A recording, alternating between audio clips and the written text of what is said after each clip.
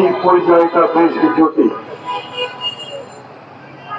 এখন পর্যন্ত 6 মাস অতিবাহিত হয়েছে, একটা অন্তর্বর্তী সরকার হয়েছে, বিশ্বনন্দিত একজন ব্যক্তিত্ব যার নামে অনেকে মুক্তির স্বপ্ন দেখেন, যার নামে অনেকে পরিচিত রাজনীতির দিশা পান, যার নামে একটা স্বচ্ছ ইমেজের মানুষ এবং নেতৃত্ব খুঁজে পাই, তারা ক্ষমতায় আছে।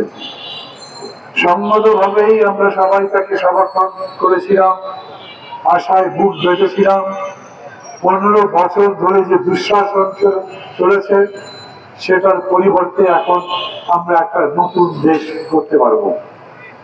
আন্দোলনের মধ্যে থেকে, রক্তদানের মধ্যে থেকে স্লোগানটা ছিল নতুন বাংলাদেশ চাই। নতুন বাংলাদেশ মানে কি?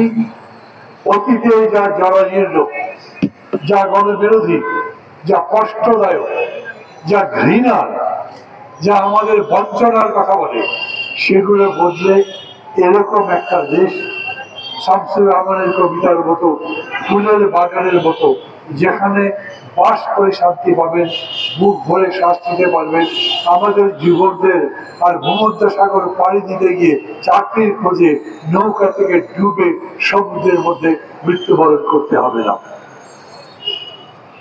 6 মাস পরে মানুষের মধ্যে এখন প্রশ্ন হচ্ছে, সেই রকম দেশ আমরা কি করতে পারছি? আমরা কি সেই দিকে যাচ্ছি? সবাই বলেছেন দেশ যদি বদলাতে না পারি, দেশের যদি সংস্কার করতে না পারি, তাহলে এই দেশ উন্নত দেশ হবে না। ডক্টর ইউনূস 111-এর সময় তাকে খুবই অনুরোধ করা হয়েছিল, আপনি ক্ষমতা নেন। সামরিক বাহিনী প্রায় পুরো একটা রাত তাকে বোঝাবার চেষ্টা করেছিল। উনি বলেছেন মাত্র 3 মাসে আমি ভালো কিছু করতে পারবো না, অতএব দায়িত্ব দেব না। উনি নেননি। কিন্তু এইবার প্যারিসের হাসপাতালে শুয়ে শুয়ে এখান থেকে ছাত্ররা ফোন করলেন, উনি তাদের কথায় রাজি হয়ে দায়িত্ব দিলেন। সবাই আশা করেছে তিনি সংস্কার করবেন, দেশটা বদলাবেন। এবং আমরা বলি, আমরা যে যাই হই, যত বড় কিংবা ছোট নেতা হই, যত বড় কিংবা ছোট দল হোক, আমরা দেশের পরিবর্তনের লক্ষ্যে, দেশের ভালোর লক্ষ্যে অকাতরে অকুণ্ঠে বলেছি, আমরা তাকে সমর্থন করছি। কিন্তু এই 6 মাসে জনগণের জীবন যাপনের কোন পরিবর্তন হয়নি। এত বড় মানুষ যিনি শান্তিতে নোবেল পেয়েছেন, যিনি অর্থনীতিতে অসাধ্য সাধন করেছেন, যার জন্য জনগণের মধ্যে, জনগণের জীবনে স্বপ্ন প্রতিষ্ঠিত হয়েছে বলে সারা পৃথিবী স্বীকৃতি দিয়েছে, তিনি বাংলাদেশের মানুষের জীবনে শান্তি আনতে পারেননি। জিনিসের দাম বেড়েছে, নতুন করে চাকরির ব্যবস্থা হয়নি, খুন, জখম, রাহাজানি, লুটপাট, ডাকাতি, দস্যুতা বেড়েছে।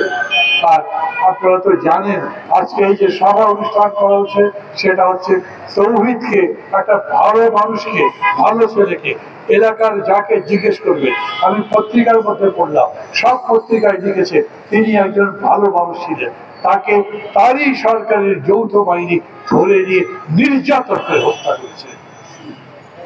আমি কি দেশ চাইলাম আর কি পেলাম? আমি কি দেশ চাইলাম, তৌহিদ কি দেশ চাইলো আর কি পেল, তার পরিবার কি পেল? এই প্রশ্নটা করবার সময় হয়েছে।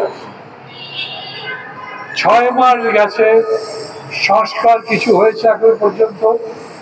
কোন জায়গাতে, অফিস আদালতে, যেখানে যান, প্রশাসনে অন্য কোনো ক্ষেত্রে গুণগত কোনো পরিবর্তন হয়েছে?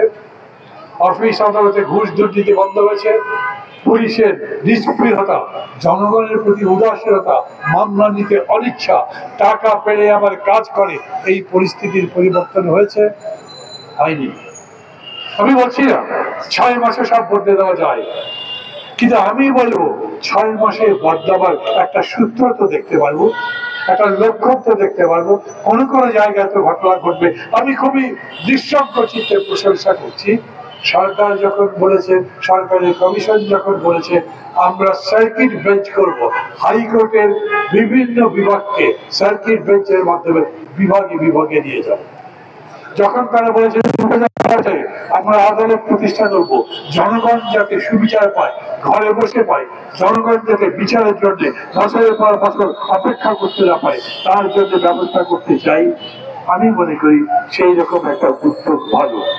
কিন্তু দেশের সংস্কারের ব্যাপারে এই সরকার কি করেছে? 15টা কমিশন করেছে, 15টা কমিশনের 6টা কমিশন রিপোর্ট দিয়েছে। এই 6টা কমিশন রিপোর্ট দেওয়ার কথা ছিল ডিসেম্বরের মধ্যে, তারা জানুয়ারিতেও দিতে পারেনি, দিয়েছে ফেব্রুয়ারি মাসে, এবং ফেব্রুয়ারি প্রায় শেষের দিকে। এই সময় দেশের সরকার বলেছেন ফেব্রুয়ারি মাসে তারা আলোচনা শুরু করবে। একটা সমন্বয় কমিশন করা হয়েছে। ডক্টর ইউনূস বলছেন কোন সংস্কার তিনি জোর করে চাপিয়ে দেবেন না, সবার সাথে কথা বলবে, যেটা ঐক্যবদ্ধ হবে, সবাই মিলে চাইবে সেইটা করবে। আমি জিজ্ঞেস করছি 6 মাসে কারোর সাথে তো কথা বললেন না। কোন কোন বিষয়ে বিতর্ক হতে পারে, সংস্কারের কোন জায়গায় কে সমর্থন করতে পারে, কে বিরোধিতা করতে পারে, তাদের সাথে কথা বলেন। 6 মাস রাজনৈতিক দলগুলোর সাথে সংস্কার নিয়ে, রাজনীতি নিয়ে কোনো কথাবার্তা বলেনি। এখন কত দ্রুত এই কথা শেষ করতে পারবেন এবং ভোট দিতে পারবেন? এই সরকারের একটা মজার ঘটনা হচ্ছে, এই সরকারের কোনো জবাবদিহিতা নাই। আপনি প্রশ্ন করবেন, সেই প্রশ্নের জবাব দেওয়ার জন্য কেউ নাই। সরকারের পক্ষ থেকে সরকারের কোনো মুখপাত্র নাই। যদি প্রশ্ন করা হয়, সেই প্রশ্নের জবাব দেওয়ার জন্য তারা আসেন না। কেন তাওহীদ মারা গেল, এই জবাব দেওয়ার জন্য সরকারে কেউ আসেনি। কেন তাওহীদের উপরে